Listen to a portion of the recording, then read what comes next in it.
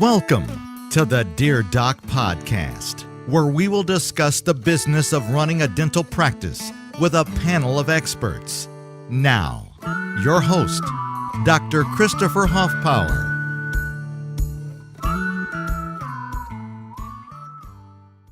Hey guys, this is Doc Hoffpower. Thank you for joining us again for another episode of the Dear Doc podcast, episode number 20.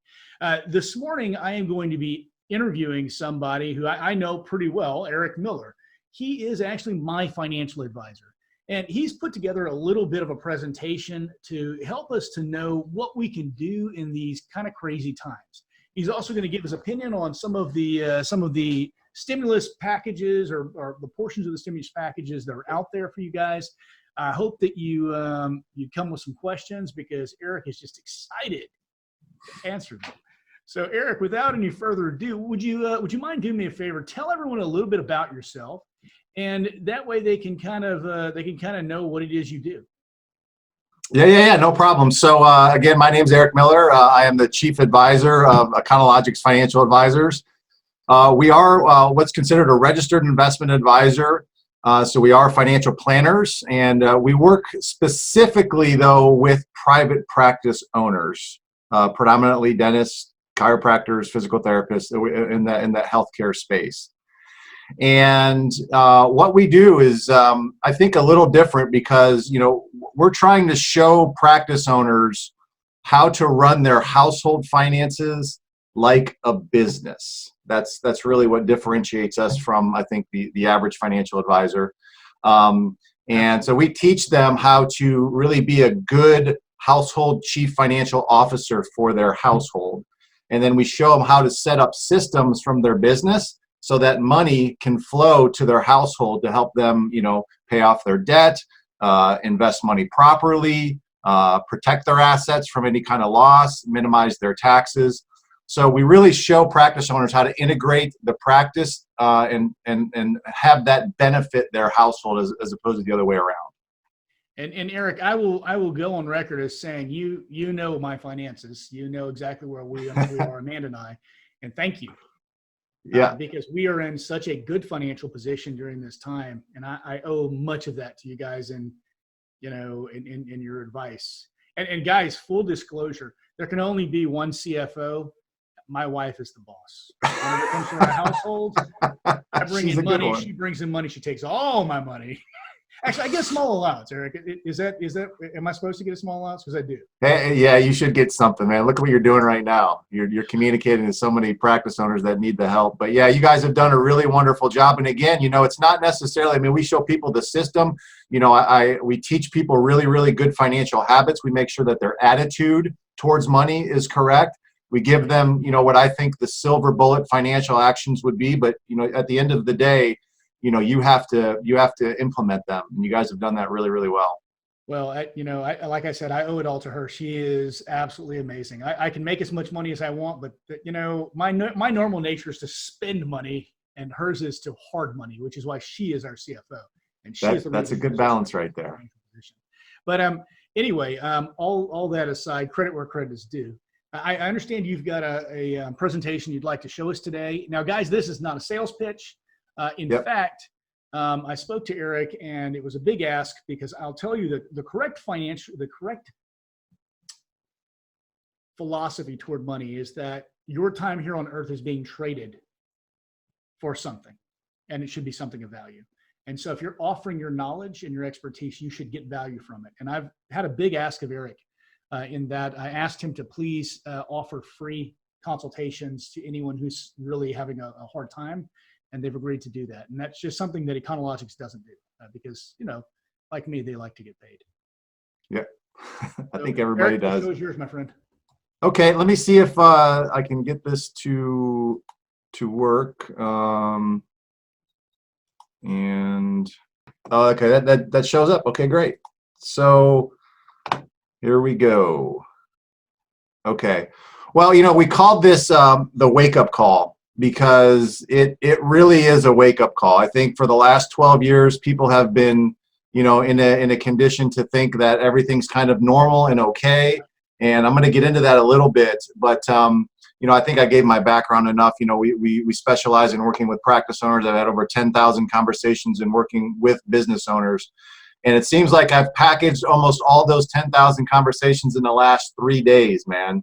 I mean, it's been a whirlwind. So, look, I think the best word that we can describe what's happening right now for most practice owners is the term confusion.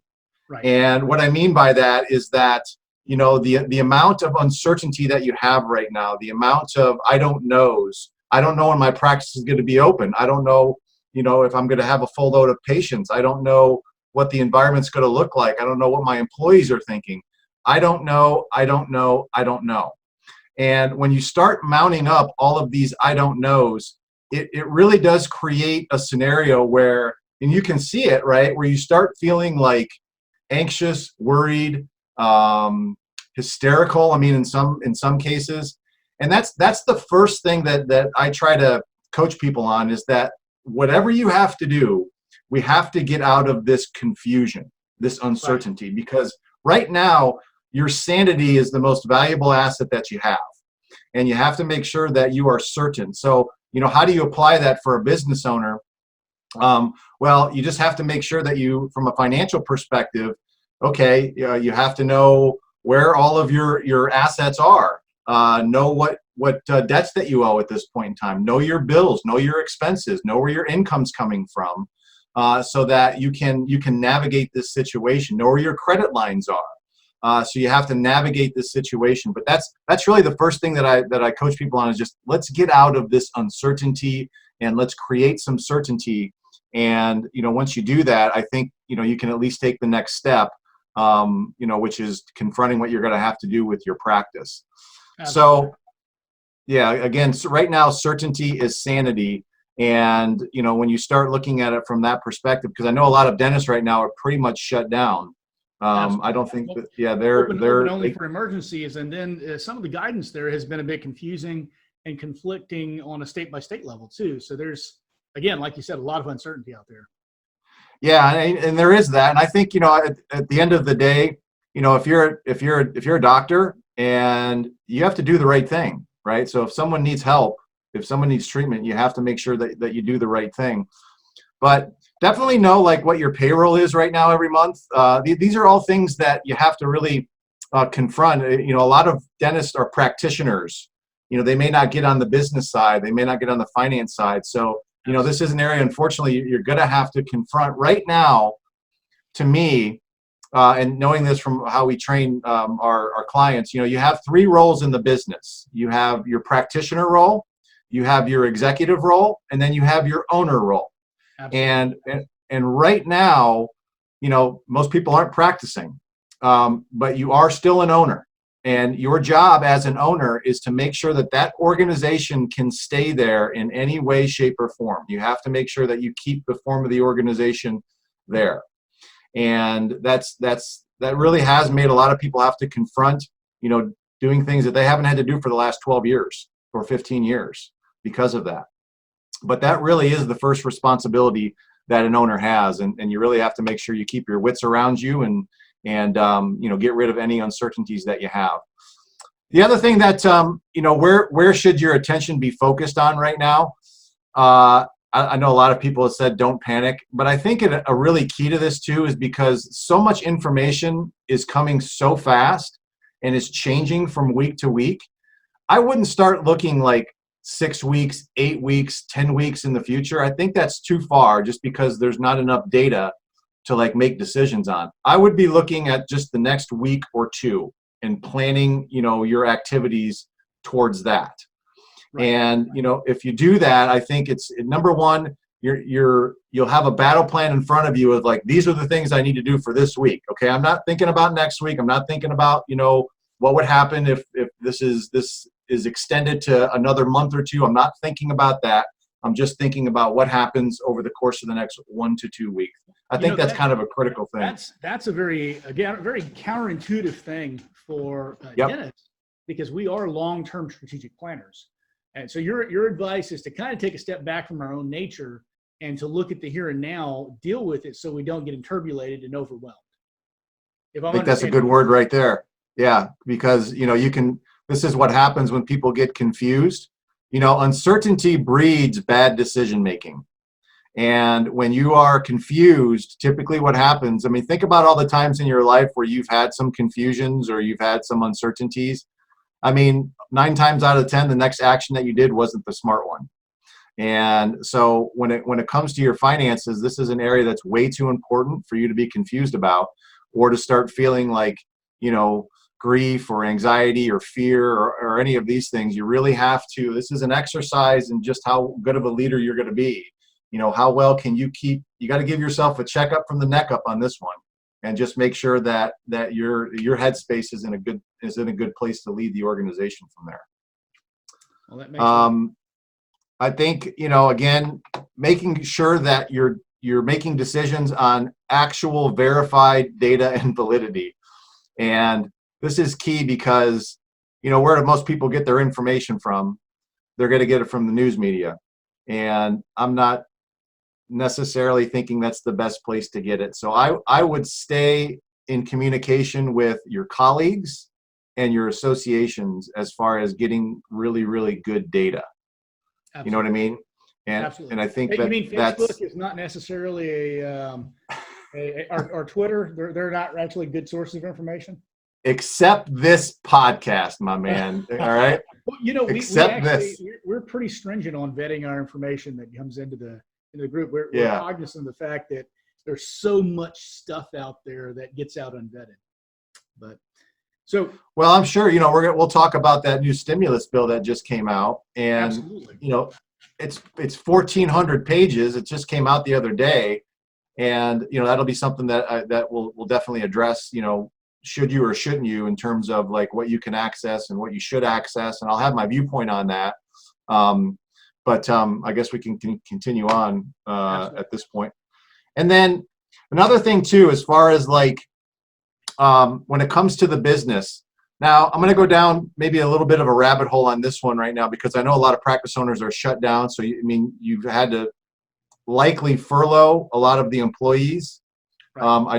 I don't think that, a lot of practice owners are going to be able to carry employees for this extended period of time. Right. And nor do I think you necessarily should, just because you're not seeing any patients. And, practice is based upon patient visits. I mean, that's your lifeblood of your organization. And, you can't carry the organization because, most practice owners don't have like 6 months of reserves to be able to carry the load like that. So again, your job as an owner is just to make sure that you are keeping the organization there. So I'm definitely advising people, do what you need to do, see the amount of patients that you actually can see, so that you can, on a skeleton crew, just so you can keep the organization there and flowing, right? And in some kind of a flow of where you're delivering some service. And that means that you're going to have to take a look at, like, what would be the minimum amount of patients that you would be able to see during that week, where you could at least pay your basic expenses, your rent, your utilities, maybe loans that you have. Like, what would be that number? And again, this is where I would get in touch with like associations or colleagues, because I know in other industries, there's spreadsheets that you can use to say, hey, if we see this many patients at this average transaction, we can at least keep our lights on and not have to, worry about bankruptcy. But, but you have to act fast too, because, patient visits are dropping off, pretty rapidly. I mean, in your industry, they went from like 100% to 0. And, you have all these expenses. I mean, you really have to act fast when it comes to furloughing people. And I know that sucks. And I know that, no one wants to make that decision. But look, the organization being there is way more important. And people have to have something to come back to. Absolutely. And one of the points that you guys make is that if the business itself doesn't survive, there are no jobs. Nope. And so the health of the business has to come before the health of anyone else in the practice, because that's right. That's what we're trying to nourish here. Yeah, the greatest good is to make sure that the organization stays there, because you think about how many patients that a practitioner sees over the course of a year, and how many people they help over that time frame. It's massive. And it's the responsibility of the owner to make sure that that can continue to happen even after this crisis subsides and the recovery happens. So the next thing too, of course, is, and I think we talked about this, and it's really key. You just have to make sure that you keep your attitude in a positive way as best that you can. And it's interesting because, I study history, and it was actually my major in college. And, no great movement or organization has ever made really significant strides when everything is hunky-dory and rich and prosperous. It's been in times of distress, economic distress, depressions, that you see organizations make their biggest stride, okay, or movements make their biggest stride. Right. And I think this is a really good opportunity for a lot of practice owners, as long as they keep their attitude correct and really start promoting what they do right now in a high volume, that you can really show your community just how awesome that you are. And you can make a significant stride in getting people, to look at you as, a source of goodwill and help. And that's what people are looking for right now. Right. So if anything, I would not look at this and say, okay, we're going to shrink. We're going to stop sending out mailers. We're going to stop sending out promotion. We're going to stop all that. Like, that would be the last thing I would do. I would actually get that amped up even more, so that when you come back, there's a lot of inflow that comes in the organization. It's always easier to capitalize on a need that you've been generating than whenever you need to, than it is to create the need, because there's a lag period. Whenever you begin doing advertising, there is a 2 week to 1 month lag period, depending upon the media that you're using, before it begins to work. And so, what I'm hearing you say is, hey, during this time, as we're coming out of it, as we're beginning to ramp back up, get out there a month ahead of time and start doing advertising, making sure that people know you're still there and that you're waiting and ready to fulfill their needs. The other thing that you say here, Eric, and this is one of the reasons I love our conversations, is that your opinions are so informed by history. And as you know, any kind of capitalist economy runs on a sine wave. And in our economy, we typically have between a 9 and a 10 year sine wave, where we hit peaks and then troughs between recessions and depressions. And all of these social programs are merely intended to attenuate the sine, to bring things back to level. But the reason that capitalism is such an amazing motivating force for progress and for change is because of the fact that we have that cyclic recession. Because, as you said, no huge movements are made without that need, without being forced to become uncomfortable and to get out of our own skins and to progress. And perhaps that's why we live in one of the greatest countries in the world. It's Definitely. because of this very problem that we're suffering from right now, which means that Think every about single one of these recessions is an opportunity, people. 100%. Think about, like, when there's a hurricane or something like that, it does clean off a lot of the dead wood, doesn't it? And I think that you're gonna see that, and it does give practice owners an opportunity to kind of hit the reset button too, on how they've been managing their money in the past.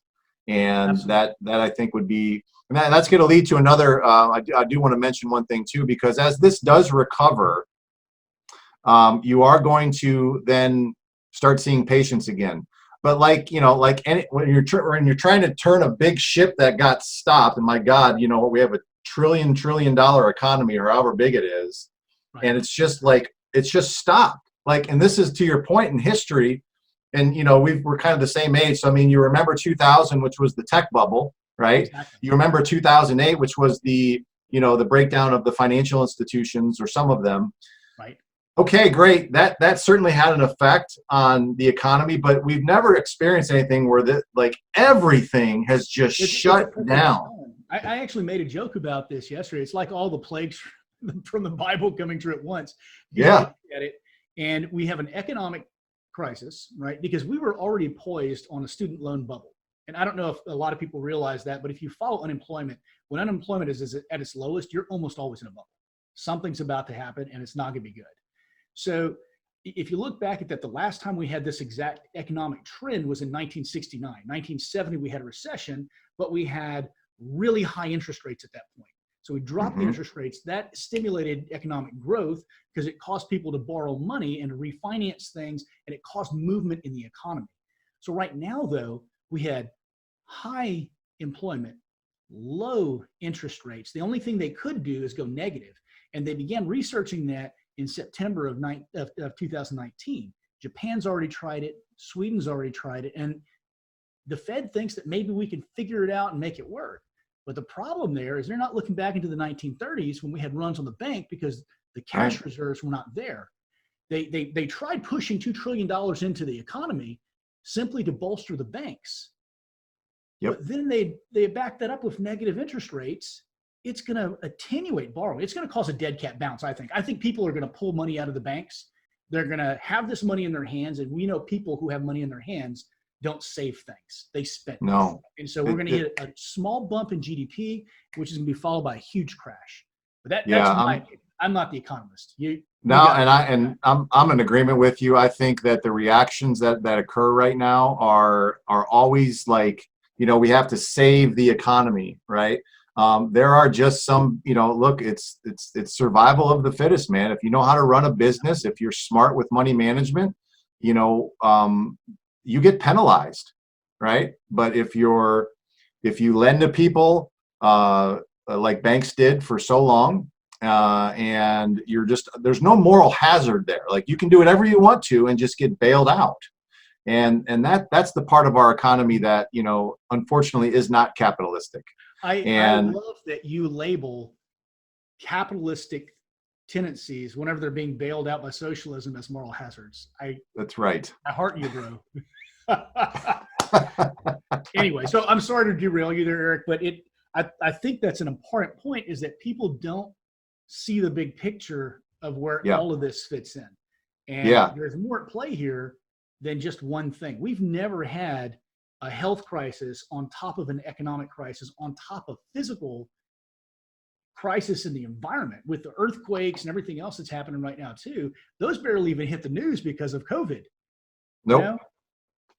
I know. It really is amazing what dominates the airwaves right now, and we can go down a rabbit hole on that one too. I do want to. I'll circle back though on like this, because we looked at this, and there was a default financial plan for the masses all along, and I'm going to get into that right after we go through this, because I think it's interesting when you really look at. I don't think there's coincidences when you look at everything that's been done over the last 12 years. It's been built up for this result right here that we're getting right now. And I'll leave that as a little teaser as we go through this. Anybody read any articles on fractional reserves so they can understand how the banking system works?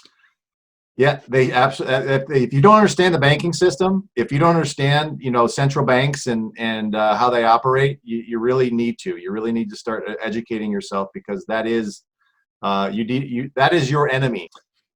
In terms of like handling staff, a couple things too, because I know your staff is a little nervous, they're scared. To me, again, you have to make sure that everyone has somewhat of a positive attitude. You have to make sure that they're wearing their hat. Like, just make sure people are doing their job. Don't try to do more than what they think they need to do. Just make sure that they're doing their job. And then really key is just make sure that everyone is completely coordinated, because right now people are having to work remotely. They're in different places, and the communication lines can break down pretty quickly in an organization when people are not completely coordinated with one another. So you really have to make sure that, if you have an office manager or your employees that are working remotely, just make sure you stay really, really coordinated with them. Because things get dropped when you don't do that.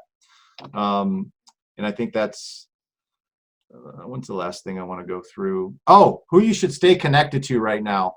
And we did touch on this in terms of your financial team, but right now it's really key. I think really key that you stay in good communication with your colleagues. So I'm sure you have people that are on the podcast, listening to you because you're trying to provide good data.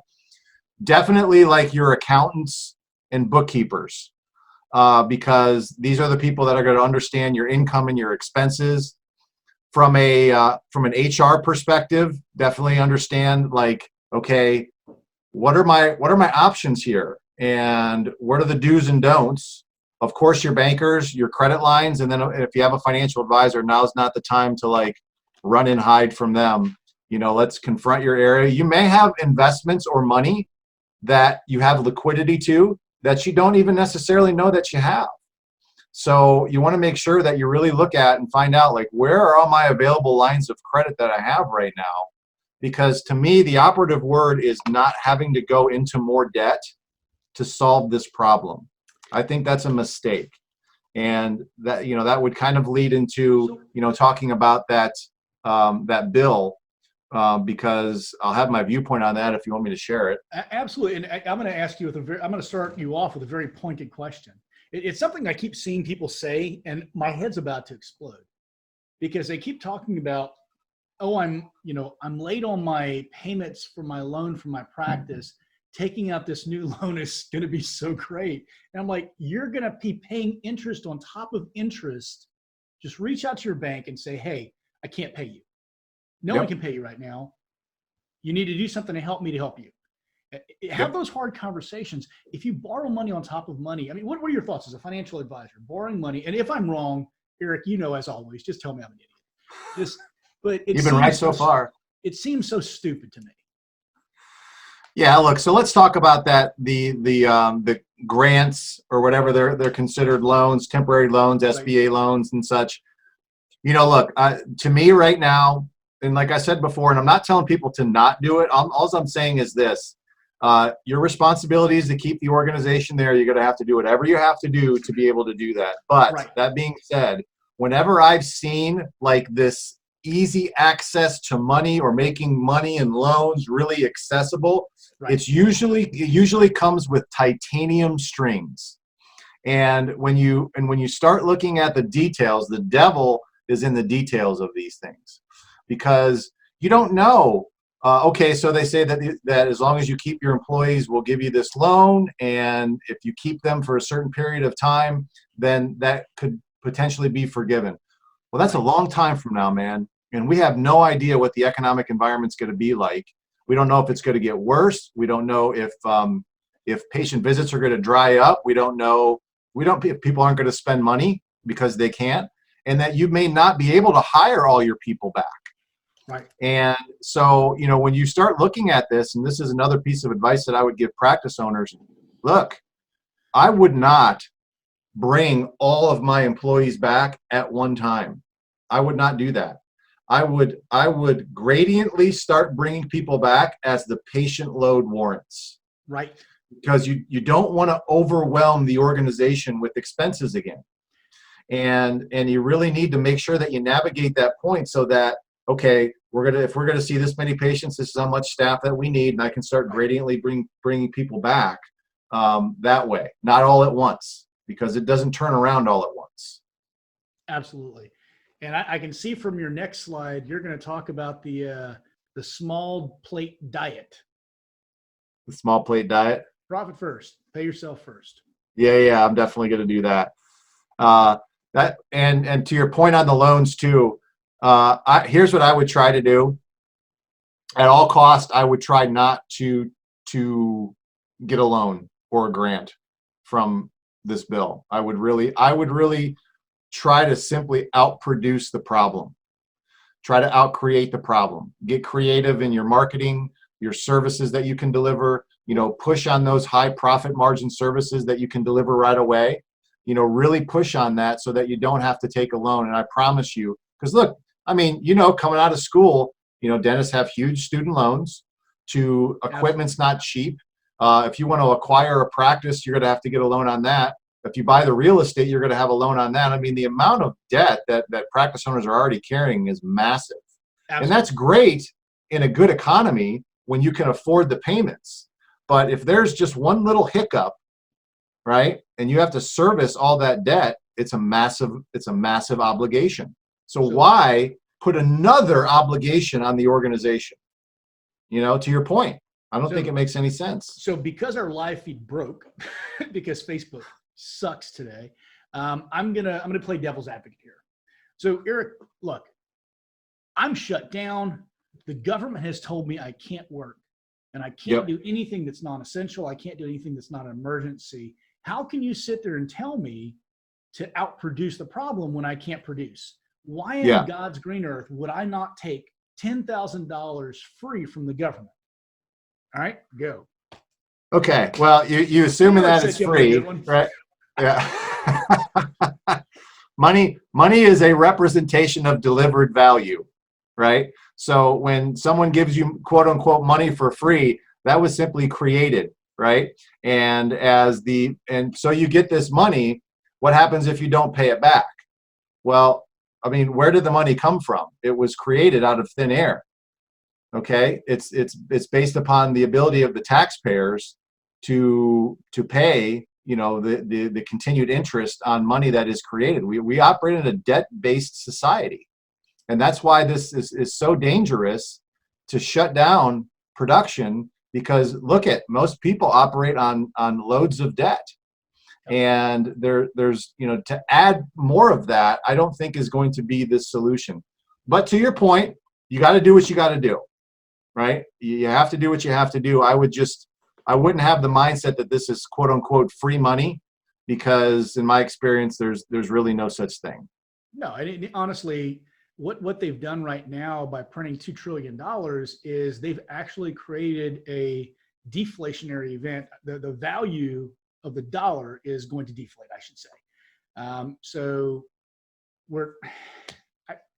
economic theory. You and I both know what's going to happen. Hey, look, if you produce something, if you understand expenses, if you understand income, you know economics, and the basic principles of economics, which have always worked in the past, which is understand how to create value, understand how to manage your money correctly, understand that you can't spend more than what you make, that you can't over leverage yourself, and if you do, that you put yourself at risk. These are all simplicities of economics, and unfortunately, we've went far afield from that in our current system, and that's one of the things that has to change, from a mindset standpoint, from that perspective. I like debt. I don't think I'm definitely not here to say debt is bad. I'm certainly, because there is absolutely good debt. I think debt against income producing assets is good debt. I think debt that when you buy an asset that will appreciate is good debt. I think debt that gives you a tax benefit is good debt, but everything else is bad debt. Right. And, you shouldn't overwhelm yourself with too much debt, because you're operating on such a small margin for error, like a lot of people are right now. Absolutely. So I'll give you a couple decisions that I think people should be making right now. And this one, I'll say, I would like to say you should continue paying yourself. That may not be necessarily real right now for a lot of people that aren't making any money, but I always want to make sure that you have that mindset that you are your most important creditor. And you have to make sure that you're continuing to pay yourself in some form or fashion. Definitely consider, your marketing and promotional activities. Do not stop there. From a protection standpoint, because, we talked about banks, right? You talked about run on the banks and what happens if some of those financial institutions fail. Like, what are your alternatives? Right. Like, what could you do? So there's a couple things that I think that you can start looking at doing. And again, I'm not telling people to go run out and get all their money out of the banks and stick it under a mattress and have a bunch of cash or put it all in gold. Not that would be a horrible idea to have some of that. I do. I have some cash and some precious metals. But there are some alternatives too. So of what I would consider the depository institutions, which are banks and credit unions and, commercial banks, those kinds of things, you can open up a brokerage account. A brokerage account at, let's say TD Ameritrade or Charles Schwab. A lot of your listeners right now probably have brokerage accounts, and either that's where their IRAs or their 401ks and such are that's where they're held at those kinds of investment institutions. And this is a buying time, folks. A buying. Yes. Now, the only issue that I probably have is a lot of the practice owners that at least we work with had way too much of their money in the speculative nature of the stock market, and you can see what happens in a 30-day period. You can lose 40% of your value while your practice is crashing at the same time. That's no fun. That's no fun. When both things are going down at the same time, that's no fun.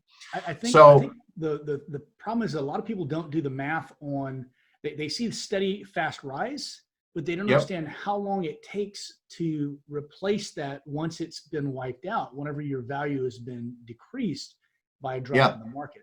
They don't understand that over time period, you're not getting that 25 or 30% growth, you're getting a 9% growth, or maybe a 10. So anyway, I'm sorry to interrupt, but I think that's a calculation a lot of people don't make. They get excited. Personally, as far as I'm concerned, financials should not be exciting. They should be boring. No. Oh my God. That is so smart. And that is exactly the viewpoint that we should, like, the habits should be boring, and they should be routine, and they should be, things that aren't exciting. And that's how financial planning should be. It is a series of boring yet powerful, repetitive financial habits and actions that you're doing continuously, right? And they're not sexy. They're not necessarily, I'm going to make, 20, 30%, but they're the habits that are going to lead you to doing the things that would allow your financial condition to go from really, really good to all of a sudden super awesome in a short period of time. And the reason people don't do well financially is because they can't tolerate the boringness of it. Right. They, another of my standards whenever I choose who to listen to, and a good friend of mine, Joe Mayo, said this to me the other day, and I just kind of smiled and shook my head because we're so much on the same page. Don't take advice from people who don't have more money than you. Yeah. And if your financial advisor, I'm gonna put you on the spot, Eric. I'm not gonna make you do it here, but when they call you, okay, good. Your financial advisor can't disclose to you how much money he's making every year. That's probably because they're ashamed of the fact that they're not making any money. If they're not making any money, guess what? If they haven't reached their number, and everyone should have a number. Your number should be where you are finished and could retire if you had to. It doesn't mean you have to retire then. Right. It's where you could retire if you have to. And if you don't know what that number is, you have no plan. And if you are taking advice from people who don't make more money than you and have not reached their number, you have a bad plan. Yep. So your thoughts on that? No, I think that's definitely correct. If you're working with an advisor, number one, you should be working with an advisor that understands how important your business is to your household. Absolutely. And I think that is a real problem because, a lot of your listeners, I know that they have an accountant, they have, probably like a retirement advisor, they have an insurance agent, they have, because they need to. They have an attorney, and you're right. But all those people are completely fragmented from one another, completely. Like they're not coordinated at all. And, each one of them has a certain, agenda, so to speak, that they're trying to achieve. And that's a real problem because there's not like a coordinated system. And that's really what, I think what differentiates what we've done. We've created a coordinated system where we look at everything. And then we make sure that practice owner is doing the actions that's going to lead to that area being in tip-top shape. And that definitely is an issue for a lot of practice owners. I forgot where I was on this one. We were talking about where to put your money right now, right? Right, brokerage accounts and making sure you're dealing with the right people. Yeah, that would be another one. And then, of course, there's one more financial institution that a lot of people have probably heard is not like I don't know. They've heard that completely, Eric, because I'm going to get so much flashback on this one. Oh, huge. So talk to them about why and about what percentages and how they should determine that. And I know if they go to you for their free consultation, you're going to talk to them about that. But there is so much misinformation about using life insurance policies, and I believe it's because the brokers don't make as much money on them.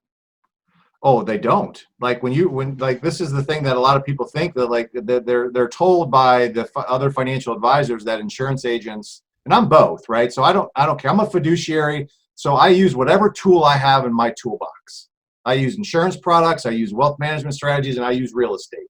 Okay, so I use them all because I know that they're all important. I'll tell you this: when it comes to life insurance, it has got in such a bad rap, and I looked at it and I was like, I don't understand why. But I do realize right now, when you look at the actual the fees and commissions that are paid over a 30-year period between like a managed account or a life insurance policy, it's not even close. The managed account's going to be probably 2 or 3 times more than the life insurance policy, right? When there's apples to apples comparison. And again, I don't care about that. If an advisor charges 1% or 0.5%, whatever, but provides value to that person, that's fine, right? But don't get into like an argument like this is better or that's better. They're just two different types of institutions, completely different agendas and purposes. The only reason that you would put money in life insurance and annuities is because you want to make sure your money is protected, okay? And when I say protected, it means that in most states, life insurance and annuities are protected from creditor attack. So in the great state of Texas, you can have $5 million in insurance policy and you get sued for $1 million and they cannot touch a dollar in your account. If you want to be wealthy, and please correct me here, if you want to build wealth and you want to build your retirement and you want to retire in good fashion, you should live in Texas or Florida. Yeah. Yes. Yeah, it's true. We have the best laws concerning, well, you know, that's why I moved to Texas. Yeah. We've got the best laws in the nation for wealth building. It is unbelievable. And of course, insurance and annuities do that. But insurance policies offer liquidity right now. I mean, if people that have money in their cash value life insurance policy, you can access that money through what's called a policy loan. And that has saved so many of my practice owners bacon when they got into trouble, that they, if they had money tied up in other areas that they couldn't get the access to the liquidity, well, they can access that in their insurance policies at pretty low rates. Now, they have to be constructed correctly. There are some unscrupulous insurance agents that sell these things wrong, and I think that's what happens of why people look at these things. But Susie Orman and Dave Ramsey have done a really, really good job of telling people that they should stay away from these things. And the only problem that I have with that is if you look at the biggest banks and institutions in the world, which I've done, and you guys can Google it yourself. You can Google bank-owned life insurance, and you will find that the biggest banks in the world own billions, and not just billions, hundreds of billions of dollars of cash value life insurance. Right. So they must know something. Well, it's a safe bet. That's why. Yes, and there's tax benefits, and it's liquid, and there's no stock market risk to it. So for an owner or for an advisor to say we're not going to do that, I'm not saying put all your money in there. That's not what I'm saying at all. But you should have a portion of what you're saving be channeled in those things for protection aspects.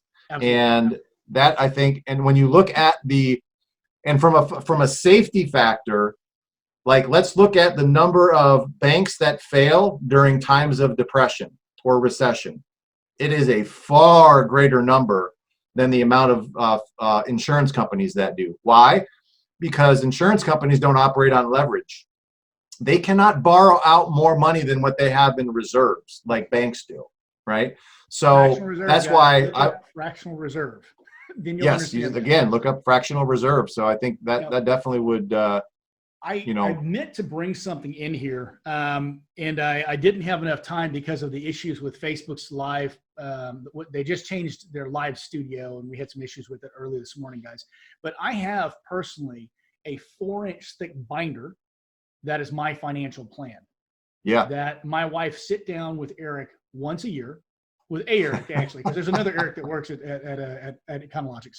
But we sit down once a year and we go over exactly what we need to do to correct our plans based upon market and our personal financial and personal life situations.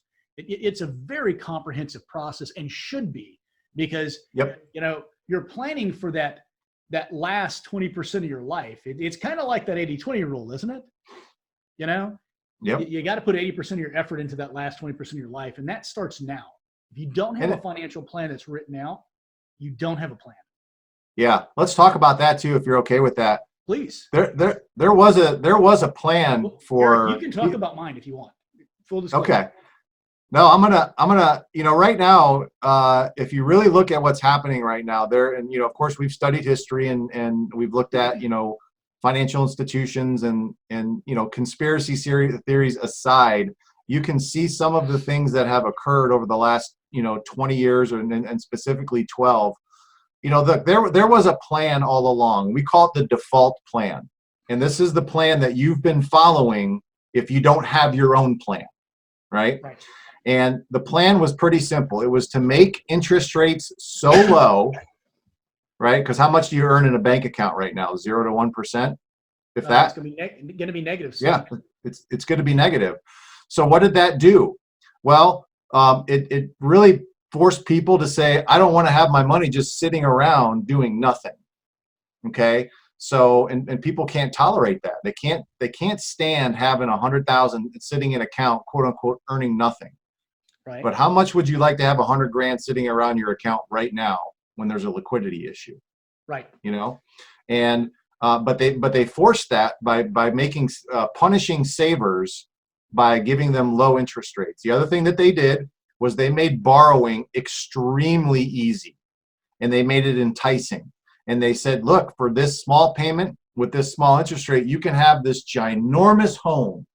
And as long as you make the payments, and in 30 years, you'll own this home or this car or this boat or whatever other consumer product that they have out there that they're pushing, right? But they made borrowing so simple that people just borrowed money at will. The third thing that they did is they made the tax code really ambiguous. And when you look at the tax code, it's 4 million words right now. 4 million words. Like, I think all the books that you have on your shelf probably aren't even close to 4 million words. Right. Think about that. As a practice owner, I can tell you most practice owners are paying about $25,000 to $40,000 more in taxes than what they should, simply because their accountants don't understand it. They think their accountants do. And, right now, $25,000 to $40,000 would seem like an awful lot of money to a practice owner. And Eric, to that point, guys, you may remember whenever I told you about the Augusta rule, and you may remember whenever I told you about the conservation easement and about using trust whenever you sell your business. This is where I learned it. Yep. So for those of you who have benefited, you've already benefited from what EconoLogics has taught me. Yeah, that Augusta rule is something a lot of those guys can just do right away. I mean, it's Exactly. it's simply having a meeting at your home, business meeting, a legitimate business meeting. Yep. And you can do that up to 14 days a year. It's like, it's a no-brainer. Of course, consult with your accountant on that. But there's one more thing that they did. So they punished savers, and that's why people have no liquidity. They made borrowing super simple and way too accessible. They made the tax code ambiguous, and then finally, they made it seem like the stock market was the only place that you could earn money to keep up with this inflation rate. Right. And they herded all of this money, trillions and trillions of dollars, into the equity and stock market. And it was the perfect storm. Now look at what happened to most people. They don't have any liquidity. They have loads of debt. They're paying way more in taxes than what they should. And their equity accounts, their reserve accounts, and their retirement accounts are down 20, 25% and likely to go to probably down 50 to 60%. That is the perfect storm right there. That was a beautiful marketing job by whoever did that. And people bought into that. That was the default plan all along. And if you did not have your own plan where you were making sure that your business was profitable, sustainable, and transferable, that you were paying yourself and building liquidity in other areas, if you were taking advantage of the tax code and you weren't putting all of your retirement assets in over speculative investments, you're sitting all right now. You're feeling pretty good. And that's, I think, the plan that people are going to have to start getting adjusted to going forward, is not follow that default plan. Because I think that's... And I have to say, and I'm going to tell on us here, as dentists, we've been part of this. Yep. We sell treatment plans now based upon financing them. And I would never have hit the numbers I hit, the numbers I needed to hit without financing people. So it's a systemic issue that we really have to address as a society. Yeah. But you can do your part to make yourself safe. Yes. Yeah. And like I said, I'm definitely not discouraging people from borrowing. I just want to make sure that they borrow intelligently. Yeah. And responsibly. And they don't, hey, I'm going to go buy, a shopping mall in Alaska because it appears like it's a good deal, which actually someone wanted to do. It's really? That's yeah. awesome. Yeah. Yeah. I want you to just look, it's really simple. I think that practice owners should focus on their business. Number one, should make sure that they are extremely profitable. And you really have to do that, like looking forward now. That's what I thought it's a good opportunity right now as you get your business back going again to really do good financial management and make sure that you're taking 10, 15, in some cases, 20% of your practice production right off the top, incorporating that into what you need to make every month and putting that aside to create liquid reserves and other income producing assets for yourself. So you're not dependent upon the banks or your business for your financial survival. So I think that's a bad way to go about it. Make an admission here. This is what I fought you on the hardest when we first started. Remember that? Nah. How can you do that? Nah. Just do it. It's funny, and it's really funny because after we started with it, I read Profit First. Yes. And I read Great the Small book. Plate Diet, and all of a sudden it was just this huge epiphany. And I had to apologize. I was like, okay, I'm wrong. I understand now. It's kind of like the same thing, guys. When you eat off of a smaller plate, you don't eat as much food. It's a proven scientific fact. They've done studies on this. And it's the same thing with money. If you feel rich, you spend more money. If you have bigger cash flow to spend, you're going to spend it. And so if you take a portion of that aside and put it as moneda non grata, you stick it off to where you can't use it. You generally tend to, you like that, money non grata, right? What does that mean? Money not welcome, persona non grata, person not welcome. I'm making it up as I'm going along. You are an educated man. No, I just have a bunch of crap floating around in there. And I'm probably wrong on that translation. So, and I know a lot of my It sounds good. A lot of my listeners are going to be like, that's not what that means. But anyway, guys, the whole point is you take some money and you put it aside and you don't touch it. And you learn to live within a budget because most of us don't budget well. If you decrease the amount of money that you spend, you are budgeting in a sense, right? Yeah. Because you're budgeting for savings and you're budgeting for income. Yeah. Yeah. And, budgeting and budgeting has, kind of, this term like, and look, I think you can actually expense your way into financial freedom. And what I mean by that is that, your organization, whether you like it or not, is going to try to spend every dollar that it makes and then some. It just will. And don't try to fight that. It will. But it'll also make the exact amount of money it thinks it needs to make to survive. Right. And I think you can start thinking of examples. Your listeners can start thinking of examples. You know what? That's kind of true. I had this tax bill that I had to pay, and all of a sudden I had one of my better months that I've had that I could cover that, right? And that's the phenomenon, is that when you how do you utilize that? How do you apply that so that you can create reserves at the same time, thinking that you're spending everything that you're making, right? You have to come up with the right number. And that means that you have to incorporate, to your point on profit first, you have to incorporate at the top of that your profit first and make it an actual necessary expense and put it in on a weekly basis, and it's just coming out just like any other bill. And if you can do that one thing, you have the game won, because it then puts the demand for income that your organization needs. And I can bet right now of your listeners, I would say probably about 80% are operating on a wrong target for how much money that their business needs to make to be able to satisfy all their actual wants and needs. Right. I bet you it's that high. they're probably operating on maybe $20,000 to $30,000 less than what they actually should if they really looked at it. And again, that's where having a good plan comes into play, because you actually work that out so you know how much money you need to make. So Eric, before I derail you with another question, let's finish up these last two slides, and then I have a zinger for you that All right. I haven't talked to you about. Something I noticed the other day, and I want to see what because you're brilliant with finances, and I love to throw stuff at you and see what your thoughts are. Okay, well, now you're putting me on the spot here. I can probably save this for the end. This is what we do with our clients, unless you want me to. I can just save that for the end if you want me to. Okay.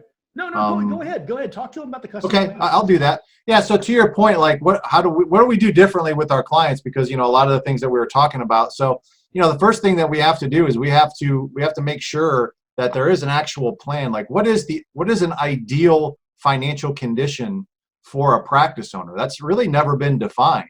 When we defined it as that in your household, you would have an abundance of income coming in from multiple sources. You'd be free of all bad debt. You'd have created a reliable passive income stream that can pay for your basic lifestyle. All your bad debt, all your bad debt would be paid off. Your assets would be protected from taxes, inflation, and lawsuits. Your business would be worth maximum value, and you would have time to pursue whatever life goals that you would have. That would be an optimum condition right there. So what we do is we simply build a plan for you that's going to teach you the correct habits and the correct actions that would get to that optimum scene. So we systematize you building your reserves. We show you how to systematize doing that. We, of course, make sure that you organize your debt payoff schedules so that you're paying your debt off correctly. We make sure that you're not over speculating with retirement assets. We certainly help you save on taxes. I got 21 different tax strategies that likely most of you probably aren't doing, or your accountant said don't do it for whatever reason, and that's costing you a lot of money. And then, of course, on that note, they should read the book Half. Yeah. Who's the author of that? I can't remember his name. I don't know. I'm going to write that down myself. No, he's one of your guys, man. He's one of your guys. He's a lawyer who comes in. He talks to people about tax situations. And is he? He says you can cut your tax bill in half. Yeah. Oh, there's no doubt about it. Like if you're proactive at all, you can definitely cut your tax bill by at least effectively at least 5 to 10%, which is a big number when you talk about a private practice owner. Absolutely. But look, we make your business a priority. We show you value drivers that you can put in your business that will help increase the value, because it is a valuable asset to a lot of practice owners. And some of you are going to transition out and sell at some point in time. And I'm sure you want to do that for a premium. You don't want to sell your practice for a low amount. So you're going to have to make sure you know what you're doing from that end. And then I think the big thing that we do is, look, I try to look at us as like a beacon of financial sanity. I can't say that I know everything, but I know enough, and I know the correct actions that will allow someone to navigate any kind of situation. So, we provide a lot of advice, but we also hold people accountable. Like in our system, we make sure through what we call our econometry analytics, our stats, our results, we show people that they're making progress in their financial condition, not just their investments, their actual financial condition. The only way you can do that is through measurements. I mean, you're a scientist, right? So you understand that there needs to be evidence, and there needs to be results, and there needs to be something you can measure along the way. And, a lot of practice owners simply don't have that mechanism in their plan right now. They're like, well, I guess my accounts are up, so I'm doing okay, but they're not. Gut. Yeah. Yeah, that's not a way to do that. So to your point, I am going to offer to anyone on your list, if you want a 15 to 30 minute call about anything. I don't care what it is. We can arrange that, and just whatever questions that you have, we'll give you 15 to 30 minutes, and take advantage of it, because I know there's a lot of confusion right now with a lot of people, and you need a sane person to talk to. And we've had a lot of conversations here recently about how to navigate this crisis. And so I'll definitely make that offer to you and all your listeners as well. Fantastic. Now, as a fiduciary giving advice, Yep. you're required to give a disclosure, and I'll get the link for that offer, and I'll stick it under this. So go ahead with your disclosure, sir. There's a disclosure right there. We are a registered investment advisor under the Securities and Exchange Commission. That's all I'm going to say on that one. So I think that's good. So I'm going to shut that down. I'll mention. You don't want to read it in that really serious undertone that Econologics Financial Advisors is registered. Econologics Financial Advisors. Hey, let me. There's one more thing too. Let me see if I still have it up here. Absolutely. Can you still see my screen? Absolutely. Hey, while you're doing that, I'm gonna let you think about this question before you answer it. Oh yeah, let me go ahead and shoot it to me right now. Did you notice that the FDIC petitioned the government for a change of accounting method? No, I did not. So I'll let you look that up, and then you can call me back and tell me what your thoughts on that are. So, okay, interesting. I thought it was interesting too. That's why when I read it, I was like, "Oh my God!" When I talked to Eric, I got to ask him about this. Yeah, that's kind of crazy. Who knows? These are the thing when we have times of distress like that. It's amazing what happens. Like things that get done because of that. Hey, another thing too, I will mention, if you go to our website, Econologics Financial Advisors.com, I do have what's called our survival guide, our financial survival guide. Go ahead and pull that up and show them. Yep. So can you guys see this? Okay. All right, Eric, we can see your website now. Go ahead and show us where you can download this for free if you're interested in it, and tell us a little bit about what it covers. Yeah, so if you would like to, you can go to our website, and down at the bottom here, again, we just added this. It would be your financial survival guide. So that'll take you to this particular link right here, and you can just name an address and name an email, and we'll send you that download. I do have some other free downloads as well that you can access.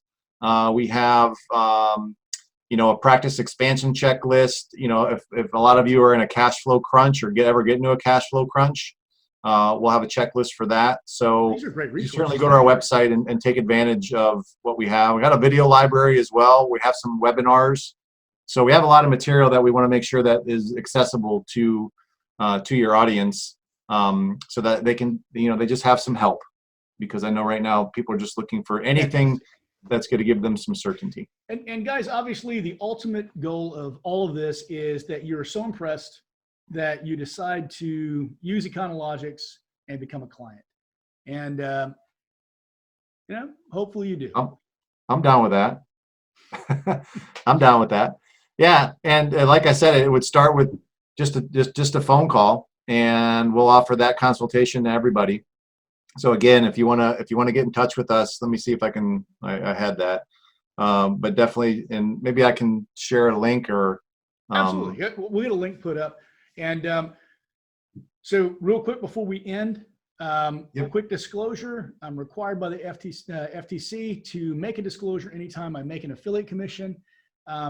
If you do choose to go with EconoLogics, I will receive a small finder's fee, a small commission for referring you, just to make sure everything stays on the up and up. So folks, thank you so much for joining us here on another episode of the Dear Doc podcast.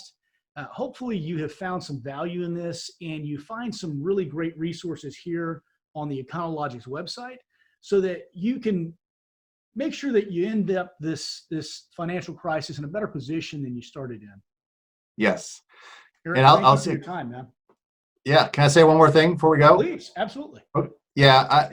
For me, I know a lot of people are a bit scared, nervous. A lot of people are having to confront, the fact that what happens if I can't ever open my practice again? What would that look like? And I'll just tell you this, the only time that you ever actually lose anything is when you give up your ability that you can actually create it again.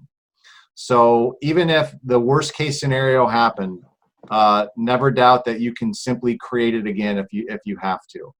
And make sure that everyone has that viewpoint, and we'll all get through this together.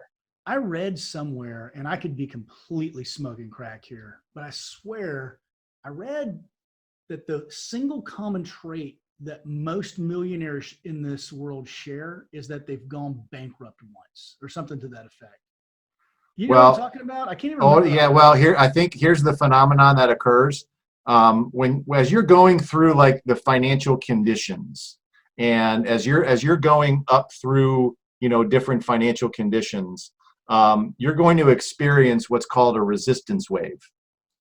Okay, and regardless of what that wave looks like for everyone, it's what I call the direct opposition, criticism, and resistance that one gets as they're trying to take it themselves to the next level. Think about your life. Whenever you've almost got to the next level, there's this massive amount of resistance that occurs. Absolutely. Right before and sometimes it's external. Yes, it usually is external, right? So that's actually a pretty natural phenomenon that you're going to occur.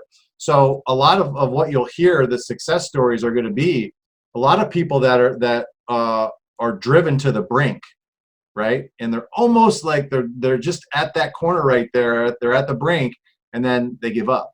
And the people that kind of push through that brink and were confronted with either bankruptcy or I'm down to like my last dollar in my bank account. I got a friend of mine that was down to like his last 78 cents in his bank account, right? And all of a sudden he built a $20 million company right now because he was willing to go to the brink. And I don't think, hey, look, I don't think it's, that was the culmination of a lifetime of effort.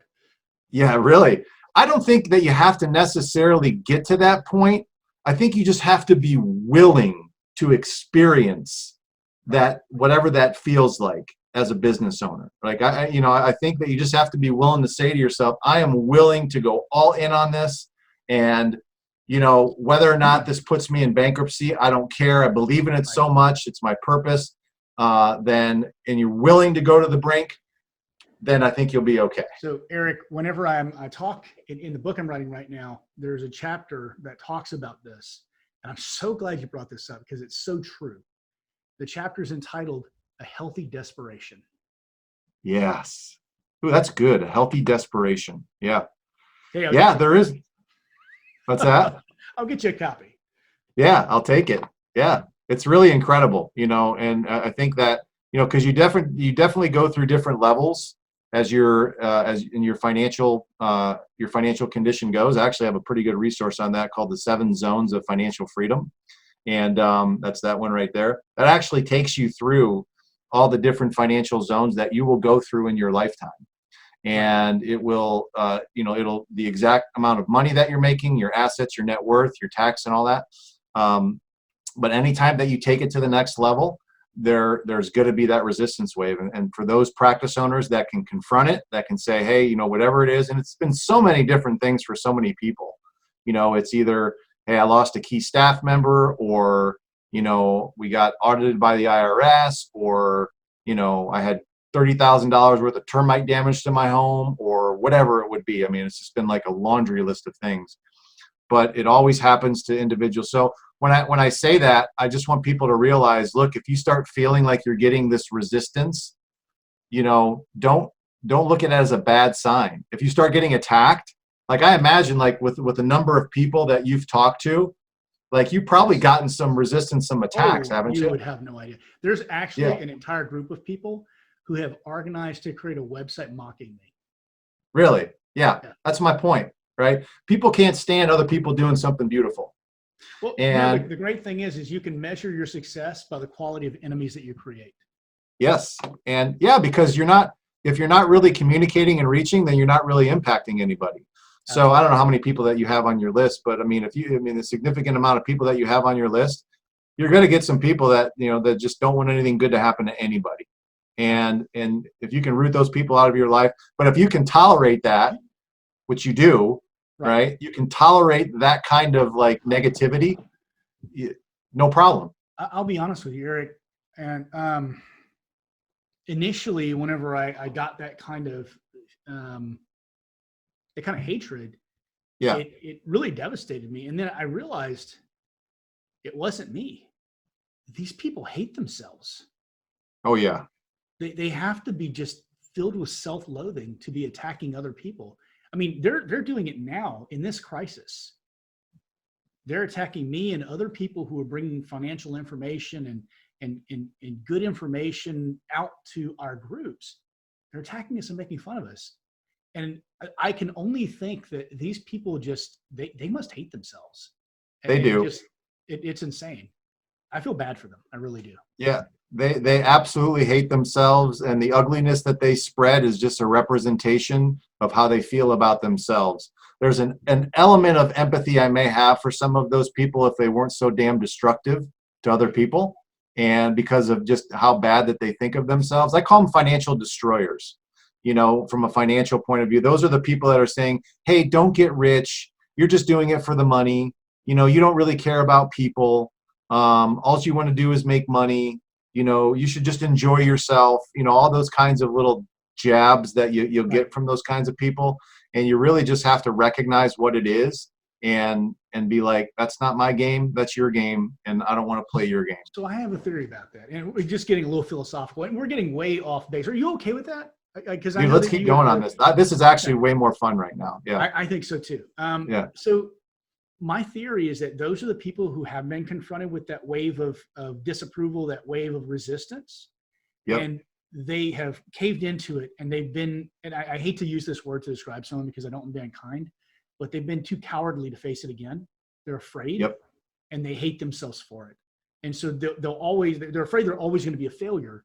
And so they hate anyone who they see success in. And they don't have to be, because they could always just take a step back from themselves, just think about why their actions are what they are, and steel themselves to going after it again. But the tragic thing is that they don't. I think you're spot on. I mean, they gave up on their dreams, right? So for whatever aberrated reason, they now feel like they have to try to destroy someone else's. And it's sad. And, but you know, at the end of the day, that's their game. And, you know, but you really have to recognize these people, because they're not always like really overt about that. They sometimes are very covert in the things that they say. Well, a lot of them use this, this mantra of money is evil, profits are evil, that kind of thing. You know, but they don't say that directly, because I think they realize that there's some cognitive dissonance there, that, you know, they want money so they can live their lives. But so what they do instead is they say, well, I'm better than you are because I treat this person for free, or I'm better than you are because of whatever, but it's always because they're undervaluing the thing they're producing. And my philosophy has always been that there is no better position to be in life than to be making a good living, doing good for others, doing well by doing good. I mean, that's, to me, that's my mantra. That's where I want to be. I don't want to be being poor by doing good. Gandhi was an amazing person, but you know, Gandhi wasn't poor either. He was a lawyer, wasn't he? There's no virtue in being poor. No. And I've heard from a lot of people that actually being poor is about the most selfish thing that you can actually do. Because if you're poor, how many people can you actually help? You can't help. If you don't have resources, if you don't have assets, if you don't have, and of course you have to have a philanthropic mind. You have to have the desire that you want to help people and create value and do all those things. Money is not an ends, it is a means. But That's if you right. have no means, you have no ends, and you can't accomplish any good. Not at all. So anyone that's telling you not to have money or to have resources, they're just simply not being virtuous. And I think that, you know, the ability to create something of value, which is all money is. I'm going to get so much crap for this video, but I'm looking forward to it, honestly, because I think we're speaking truth here, and truth that needs to be said. Well, I'll say this, you know, because, and to get on even a more philosophical line here, you know, your own personal ethics and your money condition are not separated from one another. And what I mean by that is that, and I've seen this, you know, all too often, is that when someone has let their personal ethics, their own like their moral compass, right, whatever that would be, go sideways. And it's happened to all of us, right? I'm not here like preaching that, you know, it's happened to all of us. But they think that doesn't have an effect on their money condition. I'm here to tell you, it absolutely does. Like, there is not a scenario that I have I've witnessed when I've seen someone that has gone into financial ruin, right? Bankruptcy, Right. lost their practice, patients weren't coming in, and all they were doing is looking around saying, oh, look at this person did to me, look what this person did to me, look what this person did to me.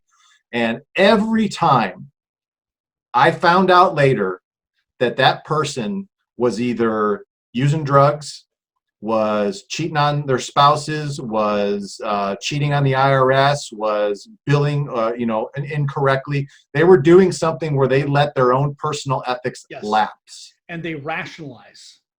Oh, hell yeah, they rationalized it. Yeah. So I just want to make sure, especially during this time of confusion, there is going to be this tendency, for whatever reason, because of the confusion that people are in, to kind of like say, well, maybe I can just cut a corner here. I can cut a corner here. I'll take advantage of this little thing right here. And Right. look, again, the most valuable thing you have is your own personal integrity at this point. And I would try to keep that intact as much as I possibly could, and make sure that you're doing whatever is necessary just so that you can maintain that point of view. But don't think that there is any kind of separation between your personal, your own ethics and your money condition. They go hand in hand.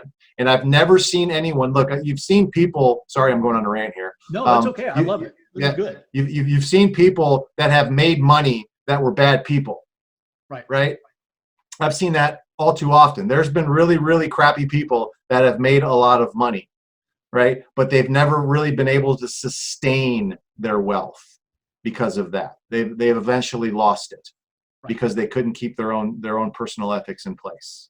Oh goodness, I'm seeing a quote from a book coming out here. A man must be the equal of his money, or he will be destroyed by it. Damn, you just make that up? No, that's a quote by a character named Francisco from Ayn Rand's Atlas Shrugged. Oh, yeah. Wonderful book. If you can power through it, it's a big book. But What I was is going it, to tell you what 1,000 pages or something like that. Oh, Yeah. it's huge. It's huge, but it's almost as thick as my financial plan, Eric. So,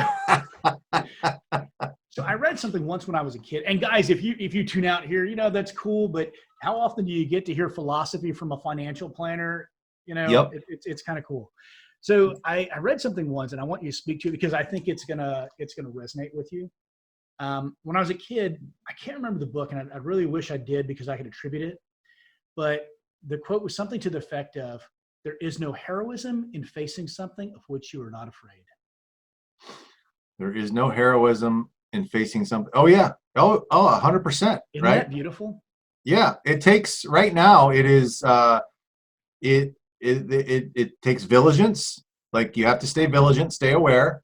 Right. You have to stay aware. You have to be aware of where you're at right now. If you're going to face whatever enemy it is, you have to stay vigilant. You got to stay aware, and you have to stay courageous. Because those people that are not courageous, and that's what I think what courage would be, right? Is that you're afraid, but you're still willing to confront something. And, for those people that can simply confront something, when I say confront, I mean that you actually can look at the situation and not kind of turn your head like this way, or just kind of go around it or flee from it. Like, you're actually willing to confront this situation of whatever we're in. That's the first step in handling something. And Absolutely. that is heroic in and of itself.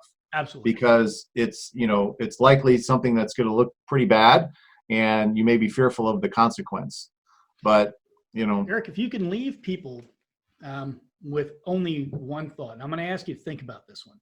Leave people with only one thought that you would believe will better them in their lives, financially, personally, in a holistic fashion. What would it be? Oh, and feel free to have it more than just like a couple words. If it's a philosophy, if it's something you read once that made a huge difference in your life, whatever that thought is, what thought would you like to leave with these people? I probably have a lot of it, but to me, it does. Your attitude towards your money is going to dictate your success with your money. And if you have an attitude that money is scarce, that you can't that there's only so much of it, that I can only have so much, that I can't control it. If you have that attitude, then you're always going to have problems with money. But if you can keep your attitude towards money, towards, kind of an abundance, and I know that sounds a little cheesy, but it really does start right there with that mindset. And if you can then back that up with really good discipline and financial and habits, and get those in place, and then know what the correct actions are, and then be willing to have a guide that can guide you along the way, that helps you navigate making financial decisions, I think that's a winner. I think that's what allows people to get into that condition of financial freedom, not in 30 years, not in 20 years, but you can do it in 7 to 10 years. That's where I would say. Absolutely. I love it. All right, guys. Thank you for joining us for another episode of the Dear Doc Podcast, our 20th. I'd really like to thank Eric for coming on and sharing some of his knowledge, some of his wisdom, and some of his philosophies with us. Eric, as always, this has really been a blast for me. So thank you so much. Thanks, man. I appreciate it. Do well. You too, brother. Thanks for listening to the Dear Doc Podcast, your source for the business and legal questions associated with your dental practice. Don't forget to subscribe to the Dear Doc Podcast on all major platforms.